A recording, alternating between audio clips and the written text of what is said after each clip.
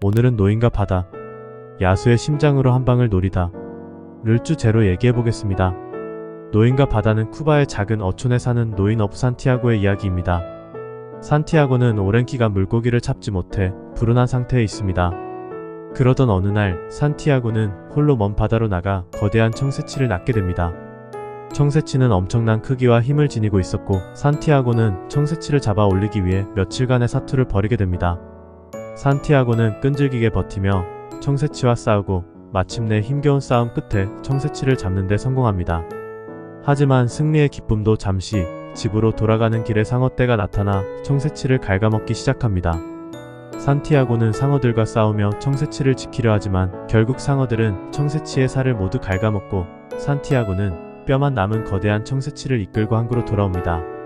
산티아고의 사투는 단순한 물고기와의 싸움이 아니라 인간이 겪는 고난과 역경을 상징합니다.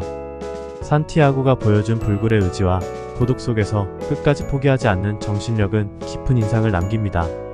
패배 속에서도 얻을 수 있는 내면의 승리가 강조된 작품이죠. 이 책을 읽고 제가 생각한 채테크 관점에서의 교훈은 다음과 같습니다. 현실은 낭만만으로 사라지지 않는다. 산티아고는 오랫동안 물고기를 잡지 못했고 작은 물고기 몇 마리로는 자신의 명성을 회복할 수 없다고 생각합니다. 그는 자신을 불운한 어부로 여기던 사람들에게 한 번의 큰 승리를 통해 자신의 가치를 증명하고 싶어 했습니다.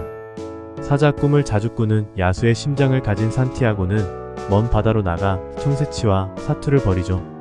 그 결과 고기도 잃고 배도 망가지고 장비도 잃고 몸도 상처를 입습니다. 소설 속에서는 집으로 돌아온 산티아고가 피로에 지친 몸을 이끌고 침대에 누워 잠들면서 사자 꿈을 꾸는 장면으로 이야기는 끝을 맺습니다. 야수의 심장을 가진 자답게 마지막까지 사자 꿈을 꿉니다. 소설에는 결말이 있습니다. 산티아고는 잠들면 끝이죠. 하지만 현실에서는 계속해서 삶이 이어집니다. 산티아고는 망가진 배를 수리하고 잃어버린 장비를 새로 맞춰야 합니다. 그러기 위해선 돈이 필요하겠죠. 하지만 벌써 몇 달째 물고기를 잡지 못한 데다가 다친 몸을 회복해야 하기 때문에 앞으로도 얼마간은 어업을 하지 못할 것입니다. 그럼 어떻게 해야 할까요?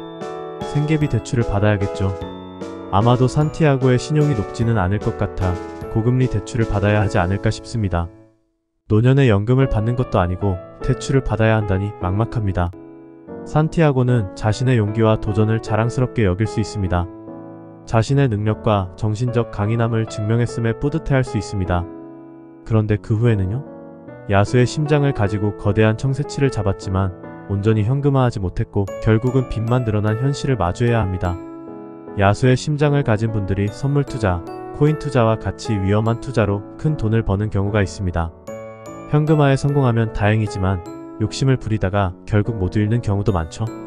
그래도 한때 큰 돈을 벌었던 경험을 자랑스러워하고 자신의 배포에 자부심을 느낄지도 모릅니다. 하지만 애석하게도 현실은 자랑스러움만으로는 살아갈 수 없습니다. 저는 야수의 심장을 가지지 못했습니다. 만약 제가 산티아고라면 먼 바다로 나가지 않고 상어가 나타나지 않을 가까운 연안에서 적당한 물고기를 꾸준히 잡았을 겁니다. 큰 한 방을 노리는 대신 안전하고 꾸준한 방법으로 자산을 쌓아가는 것이 저에게 맞는 투자 스타일이거든요. 저의 재테크 목표는 큰 돈을 버는 것보다는 돈 때문에 위태로운 일이 발생하지 않도록 관리하는 데 있습니다. 여러분은 어떠신가요? 지금 먼 바다를 항해하며 거대한 청새치를 노리고 있나요?